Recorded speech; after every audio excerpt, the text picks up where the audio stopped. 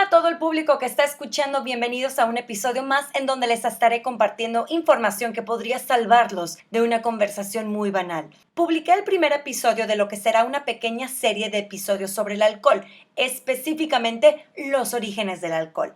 En el episodio pasado, que está disponible en esta y otras plataformas, y el cual se llama El origen del alcohol 1, les platiqué sobre cómo se crearon las bebidas del vino, cerveza y el pulque, todas estas bebidas fermentadas. En este episodio les platicaré sobre otras 3 bebidas que también se obtienen tras un proceso de fermentación: el sake, el whisky y la sidra.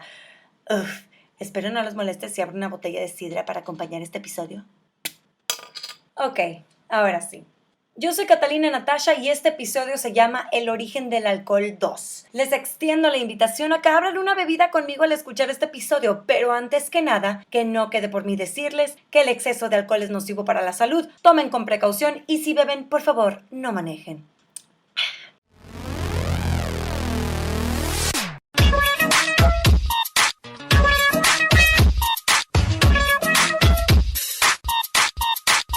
Comenzamos con la primera bebida fermentada de esta segunda parte. Bebida oriental, específicamente de las islas niponas. Una bebida que, al igual que la cultura de estas islas, tiene historia, tiene cuerpo y sabe deliciosa cuando está calientita. Me refiero al sake. ¡Sáquese de aquí! El sake es proveniente de Japón. Es una palabra que en japonés significa literal alcohol. ¿Por qué? Porque antes de que llegaran otros comerciantes o viajeros a Japón, el único alcohol que existía era el sake. Entonces no había razón ni sentido de llamarle como otra cosa si era lo único en su existir, ¿no? También se le puede llamar Nihonshu o Nihonshu, que significa literalmente vino japonés, pero le seguiremos diciendo sake como quiera, aunque si van a Japón, díganle Nihonshu. Existe una leyenda japonesa de que los habitantes de Nippon fueron atacados por una pitón de 8 cabezas, pero cuando el pueblo le ofreció sake y ésta se emborrachó y se fue, el pueblo se salvó. La versión de aquí es: la pitón es un señor fastidioso que está cansado, se pone borracho y se duerme. ¡Qué triste! Otras leyendas del sake es que los antiguos dioses lo elaboraban del primer arroz de Año Nuevo y se le atribuía también a que ahuyentaba los espíritus. El punto es que la historia oficial del sake no está documentada y hay muchas teorías de cómo se creó. Una de ellas dice que la preparación del arroz se les enseñó a los japoneses por parte de los chinos, pero que esa fermentación particular comenzó en el siglo III en Japón con el cultivo húmedo del arroz. Otra teoría dice que se hacía con arroz para masticar, castañas y bellotas. Estas se masticaban, se escupían en un barril y las enzimas de la saliva convertían el almidón del arroz en azúcar. Entonces la mezcla fue combinada con arroz recién cocido y se ponía a fermentar naturalmente. Supuestamente el mejor sake provenía de las bocas de las chavas jóvenes y vírgenes. ¿Se fijan cómo en todas las culturas siempre hay historias de que si algo está involucrado con mujeres jóvenes y vírgenes es mejor? En fin, viejo mundo, viejo pensar. ¡Machistas! Hoy en día, claramente la preparación del sake es muy distinta, en el sentido de que ya no se escupe de las bocas de sus preparadores. El proceso de creación del sake cambió durante el periodo Nara en el año 710, cuando el mismo imperio de Nara creó una división dedicada a la preparación del sake. Ahí, los métodos comenzaron a cambiar y se empezó a experimentar de manera más formal la elaboración del sake. El sake es una bebida transparente con un grado de alcohol entre el 14 y 16% y se elabora a partir de 2 elementos básicos: el arroz y el agua. El arroz es del tipo sakamai, no es el mismo que se usa para cocinar. El sakamai es más blanco y opaco y el almidón es menos denso. El agua que se usa para preparar el sake proviene de agua subterránea bien filtrada. Se dice que las regiones del norte del país son las de mejor sake por la buena calidad de agua que tienen. El proceso comienza cuando se extrae la cáscara dorada del arroz y se raspa el grano hasta llegar al centro. Después se lava con agua y se mantiene en remojo un tiempo para después cocerlo y dejarlo enfriar. Una parte de este arroz se separa para elaborar el koji, que es malta de arroz. Del koji se extrae la enzima necesaria para la obtención del azúcar. El koji transforma el almidón del arroz en azúcar y la levadura fermenta el alcohol. Una vez que la sustancia obtenida se filtra, se deja reposar y se calienta para eliminar las bacterias. Tras otro periodo de reposo en los tanques donde se prepara el sake, este se embotella. Para esto, a los fabricantes del sake se les conoce como toji y a los trabajadores de las fábricas del sake se les conoce como kurabito o kurabito. Bueno, si alguien sabe y me lo puede decir, estaría genial. Nada más para saber dónde va el acento. Ya listo, el sake comúnmente se consume frío, pero puede calentarse en épocas de frío por igual. Hay sakes para diversas festividades o celebraciones. Por ejemplo, está el Iwai Sake, que significa sake de celebración. Luego está el Toso, que es un sake para beber en Año Nuevo. Debo agregar, antes de que termine con el tema del sake, que esta fue una bebida que se le consideró de alta alcurnia. Fue bebida por emperadores, samuráis y gente que pertenecía a las clases altas japonesas. Sigue siendo muy bien visto el sake o nihonshu, pero hoy en día ya es para todos, no solo la realeza y la milicia. La plebe. No se crean. Continuemos con el siguiente alcohol. Esta bebida alcohólica es la reina de las bebidas en Escocia e Irlanda, el whisky. Se escribe con W y H en inglés, se incluye la E en Irlanda, pero se quita la E en Escocia. Pero la ortografía oficial de esta bebida en español es con G y U con diéresis. A fin de cuentas, ustedes escríbenlo como quieran, al cabo se lo beben igual. Es una bebida destilada de cereal fermentado y envejecido en barricas de madera. El origen del whisky se lo pelean y comparten estas dos naciones, Escocia e Irlanda. Así que les daré la versión que yo pude concluir después de leer sobre ambos lugares. Porque al igual que muchas otras bebidas, no existe un documento oficial que formalice su origen. Para esto debo hacer mención que en el antiguo Egipto ya existía un proceso de destilación del grano fermentado, mismo proceso con el que se hace el whisky. La diferencia es que los egipcios lo realizaban en esa época para crear perfumes.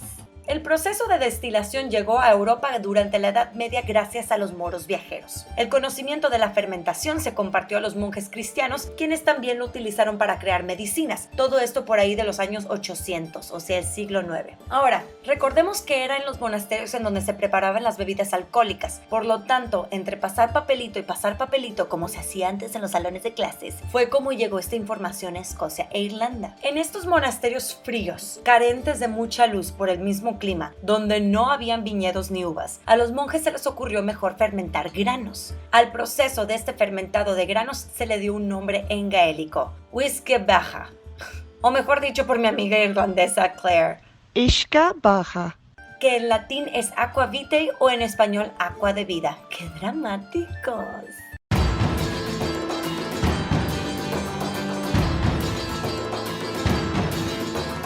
Se le llamaba agua de vida porque en ese entonces casi no se tenía acceso a las medicinas y lo único con lo que contaban los enfermos era el alcohol, que a fin de cuentas es un combatiente natural de las bacterias nocivas en el cuerpo. Existe un registro irlandés del libro Anales Irlandeses de Clonmacnoise, o como mejor lo diría Claire, Irish Annals of Clonmacnoise, que es del año 1405 y cuenta cómo el líder de un clan murió a causa de beber demasiada aqua vitae durante la Navidad, o sea, el hombre se ahogó en alcohol. También existe un documento escocés llamado el Exchequer Roll de 1494, en donde el rey Jacobo IV de Escocia ordena al fray John Core una cantidad de 8 boles de malta para elaborar aqua vitae para el rey. Estos 8 boles de malta eran el equivalente para preparar 1500 botellas de whisky. ¡Tan intenso! ¡Atáscate que hay lodo! Bueno, pues seguimos en el siglo XV. Ya vimos que en este siglo es cuando se escribieron los primeros registros de esta bebida de Malta, a pesar de que llevaba fabricándose desde el siglo IX.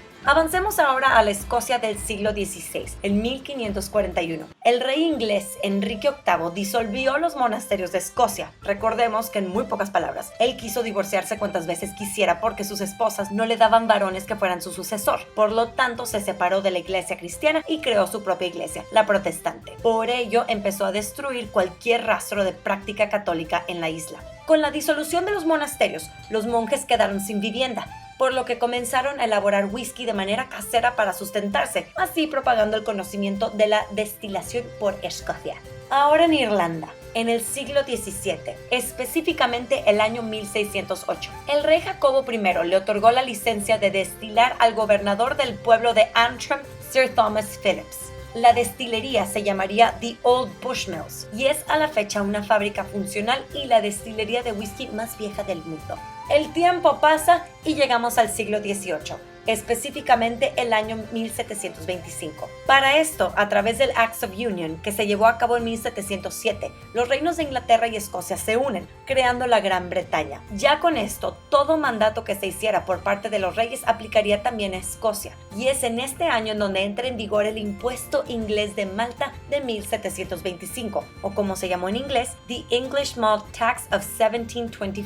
Este impuesto, tal cual como lo dice su nombre, fue puesto sobre la malta para que así se obtuviera más dinero del whisky. Los escoceses, que no estaban acostumbrados a este tipo de impuestos, algo que era una práctica muy común para los ingleses, decidieron rebelarse porque obviamente encarecía la malta, lo cual a su vez encarecía el whisky. Entre más caro, menos personas lo bebían porque no les alcanzaba. Debido a esto empezó la venta ilegal de malta y por lo tanto la producción ilegal del whisky. Los escoceses, para esconderse, siguieron preparando el whisky pero solo de noche. De ahí se le daría el apodo a ese whisky en particular hecho de noche escondidas como moonshine. Este impuesto no se lo quitarían los ingleses hasta 1823 y fue apenas así, 98 años después, que legalizaron las operaciones y el moonshine se dejó de preparar. Con la colonización del Nuevo Mundo, o sea, Estados Unidos para los ingleses, escoceses e irlandeses, entre otras naciones, el whisky también llegaría. Este también se le repartiría a las tropas independistas para darles coraje y combatir el frío. Y podría continuar con la historia del whisky, pero hay demasiada política de por medio. Ya ven que en Estados Unidos también implementaron un impuesto altísimo al alcohol en 1791, llamado el Whiskey Tax, pero este solo les duró hasta 1794. Después, durante la era de la prohibición de 1920 a 1933, también estaría prohibido el alcohol en Estados Unidos, aunque solo algunos doctores tenían el permiso de recetar el whisky medicinal. ¡Ja! Como la marihuana hoy en día. Con el tiempo y su distribución, el whisky adoptaría nuevas maneras de ser preparado y hoy en día existen al menos 7 tipos de whiskies. 1. El whisky escocés, el cual es destilado 2 veces y se hace conforme a los estándares de la Orden de Whisky Escocés. 2. El whisky canadiense, envejecido en barriles de roble por mínimo 3 años. 3. El whisky irlandés, que por cierto se escribe con una E y es destilado 3 veces. 4. El bourbon, producido en Estados Unidos con un mínimo de 5.1% de maíz. 5. El Tennessee Whiskey, que se produce únicamente en el estado de Tennessee. 6. El Single Malt, que es destilado solo una vez y es elaborado a partir de la malta de cebada. Y 7. El Moonshine, el cual podría tener un porcentaje de alcohol del 95% para quedarte ciego si le intenseas. Fue un gusto hablar del whisky y hasta se antoja uno. Yo por mientras aquí brindando con mi sidra, pero es momento de irnos a nuestra siguiente bebida. Esta siguiente bebida, la que tomo, se obtiene de la manzana. Claro que hoy en día hay muchas bebidas alcohólicas afrutadas que siguen el mismo proceso de esta, pero fue la manzana la primera fruta que se utilizó para la creación de la sidra. La sidra es una bebida de baja graduación de alcohol. Tiene un mínimo de 2% y un máximo de 8%. Existen muchas marcas a nivel mundial que manejan unas sidras buenísimas y curiosamente en México yo solo he visto que se venda la Strongbow. Es buena, pero me gustaría ver otras marcas de sidra también. En fin, ya les di una idea a quien quiera empezar un negocio. Antes de platicarles de dónde viene la sidra, quiero compartirles de dónde se origina la manzana. Sí, viene del Viejo Mundo y específicamente de Asia Central, donde es ahora Kazajstán, Uzbekistán, Kirguistán y todos los amigos Stan. Bueno, de ahí proviene la manzana y se dice que provino de un solo árbol, del cual obviamente se tomaron manzanas, plantaron sus semillas en otras partes y pues la globalización y condiciones climáticas se encargaron del resto. En el Antiguo Testamento se hace mención de una bebida alcohólica que los hebreos elaboraban usando como materia prima cereales o fruta. En cuanto a los griegos y romanos, ya ven que eran culturas que compartían muchas cosas como leyendas, celebraciones y bebidas. Ellos bebían un vino que se hacía de la manzana. Los griegos le llamaban siquera y los romanos sicera. Es de esas palabras de donde obtenemos lo que usamos hoy en día como sidra. Se dice que el proceso de ese entonces para prepararla no era muy distinto al de hoy en día. Ellos trituraban las manzanas, las prensaban hasta conseguir un mosto, que es como se le llama el jugo, luego se fermentaba y se dejaba madurar hasta conseguir el producto final. Con la expansión de los imperios, entre ellos el romano más que nada en el siglo 55 a.C., se expande por igual la bebida de la sidra en lo que es hoy en día Inglaterra, España, Portugal, Francia y Alemania. De hecho, en Alemania a la sidra se le llama Apfelwein, literalmente vino de manzana. Estas naciones aprenden a cultivar la manzana y por ende a preparar la sidra. Avanzamos unos siglos más y a pesar de que la cerveza y el vino eran los alcoholes más populares entre la gente, la sidra continuaba su producción. Esta bebida llega a América con la llegada de los mismos colonizadores y de los lugares en donde la manzana se dio bastante bien fue en las colonias de la Nueva Inglaterra, o sea, los estados hoy en día de Massachusetts, Rhode Island, New Hampshire, Connecticut, entre otros. La sidra no llegaría a tener popularidad en Latinoamérica sino hasta el siglo XX, o sea, hace 100 años. Y ojo, dije popularidad, no existencia. Pero su popularidad se dio gracias a los inmigrantes españoles que se trajeron el gusto por la bebida, que ésta se empezó a tomar de manera más regular. De hecho, Argentina es el país que más consume sidra en el continente latino. En México es más común beber sidra durante el Año Nuevo porque de día a día, les digo, yo solo he visto una marca de sidra en el mercado. Me gustaría ver otras opciones, después será. Aunque eso sí, en Puebla hay 2 pueblos mágicos llamados Huejotzingo y Zacatlán de las Manzanas, en donde su especialidad es, ya se imaginarán, el whisky. ¡Ah! ¿Qué dijeron? Pues obvio la sidra. De hecho, Zacatlán tiene más de 25 casas productoras. Como en muchas otras partes del mundo cristiano y o católico, la sidra que se fabricaba desde el siglo XVI en Zacatlán se hacía en los conventos de los franciscanos, quienes contaban con huertos de manzanas a sus alrededores. Ya casi para terminar, hay 2 tipos de sidra, la sidra natural y la achampanada. La sidra natural es suave al pasar y solo contiene el alcohol que se le dio por la fermentación. En la clasificación de la achampanada están las sidras espumosas y las gasificadas. En la sidra espumosa el gas procede de la fermentación natural de los azúcares y en la sidra gasificada el gas es añadido mediante un proceso industrial de gasificación.